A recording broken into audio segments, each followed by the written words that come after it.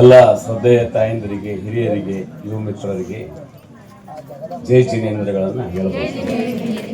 ಅದೇ ಪ್ರಕಾರ ಈ ಕ್ಷೇತ್ರವನ್ನು ಧರ್ಮಕ್ಷೇತ್ರವನ್ನಾಗಿ ನಿರ್ಮಾಣ ಮಾಡಿರ್ತಕ್ಕಂಥ ಪರಮ ಪೂಜ್ಯ ಕುಲರತ್ನ ಭೂಷಣ ಮಹಾರಾಜರ ಪಾದಾರವಿಂದಗಳಲ್ಲಿ ಸಹಿತ ಶ್ರೀ ಸಾಷ್ಟಾಂಗ ನಮಸ್ಕಾರವನ್ನು ಮಾಡಿ, ಇವತ್ತು ಸುಮಾರು 2 ವರ್ಷಗಳಿಂದ ಮನೆಯನ್ನು ತ್ಯಾಗ ಮಾಡಿ ಧರ್ಮಕ್ಷೇತ್ರದಲ್ಲಿ ಉಳಿಸ್ಕೊಂಡು ಧರ್ಮದ ಪಾವಿತ್ರ್ಯತೆಯನ್ನು ಅರ್ಥಕೊಂಡು ಈಗಾಗಲೇ ಮಹಾರಾಜರು ಹೇಳಿದ ಪ್ರಕಾರ ಒಂದು ನಗುನಗುತ್ತಲೇ ಒಂದು ಸಾವನ್ನು ಸ್ವಾಗತ ಮಾಡಿರ್ತಕ್ಕಂಥ ಮಹಾತಾಯಿ ದರ್ಶನ ಭೂಷಣ ಮಹಾತಾಯಿಗೆ ಶ್ರೀ ಸಾಷ್ಟಾಂಗ ನಮಸ್ಕಾರಗಳನ್ನು ಮಾಡಿ, ಇವತ್ತು ಅನೇಕರು ಹೇಳಿದರು, ಭಾಳ ಈ ರೀತಿ ಯಾರೋ ಜೀವ ಕೊಡಕ್ಕೆ ತಯಾರಾಗೋದಿಲ್ಲ. ನಾ ಸದ್ದ ಸಾಹಿತ್ಯ ಅಂದರೂ ಸಹಿತ ಇನ್ನೂ ಬದುಕಬೇಕಂತ ಇಚ್ಛೆ ವ್ಯಕ್ತಪಡಿಸ್ತಾರೆ ಭಾಳಷ್ಟು ಕಡೆ. ನಾನು ಹಿಡ್ಕೊಂಡು ಎಲ್ಲರೂ ಸಾಯಕ್ಕೆ ತಯಾರಾಗಿರಾಗಿದೆ.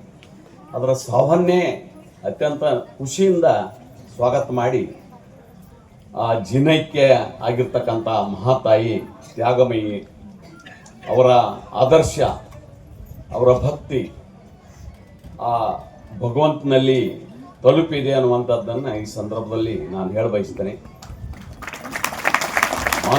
ಮನುಷ್ಯತ್ವದಿಂದ ದೈವತ್ವವನ್ನು ಪಡೆದುಕೊಂಡಿರ್ತಕ್ಕಂಥ ಮಹಾತಾಯಿಗೆ ನಮಗೆಲ್ಲರಿಗೂ ಸಹಿತ ಜೀವನದಲ್ಲಿ ಆದರ್ಶ ಅನ್ನುವಂಥದ್ದನ್ನು ನಾನು ವ್ಯಕ್ತಪಡಿಸಿ, ಈ ಕ್ಷೇತ್ರ ಮುಂಬರುವ ದಿವಸಗಳಲ್ಲಿ ಇನ್ನೂ ನಮ್ಮೆಲ್ಲ ಸಮಾಜದ ಮುಖಂಡರು ಉತ್ತರ ಭಾರತಕ್ಕೆ ಹೋಗುವ ಹಾಗೆ ಉತ್ತರ ಭಾರತದ ಎಲ್ಲ ಜೈನ ಸಮಾಜದ ಭಕ್ತರು ದಕ್ಷಿಣ ಭಾರತಕ್ಕೆ ಬರುವಂಥ ಸುಕ್ಷೇತ್ರವಾಗಿ ನಿರ್ಮಾಣ ಮಾಡಲಿಕ್ಕೆ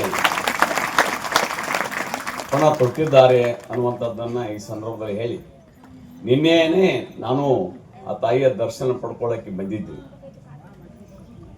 ಎಷ್ಟು ಖುಷಿಯಾಗಿದ್ದರು ಅನ್ನುವಂಥದ್ದನ್ನು ನೋಡಿದರೆ ನನಗೆ ಆಶ್ಚರ್ಯ ಆಗ್ತವೆ.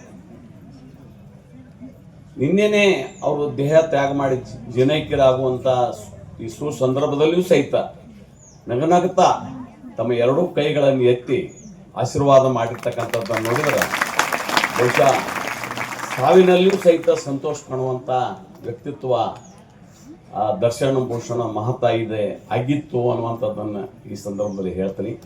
ಇಲ್ಲಿ ಬಂದ ಎಲ್ಲರಿಗೂ ಸಹಿತ 2 ಕೈ ಎತ್ತಿ ತಲೆ ಮೇಲೆ ಕೈ ಇಟ್ಟು ಆಶೀರ್ವಾದ ಮಾಡಿರ್ತಕ್ಕಂಥ ಪುಣ್ಯ ತಾಯಿ, ಬಹುಶಃ ತಾಯಿ ಅಷ್ಟೇ ಅಲ್ಲ ಭಗವಂತನೇ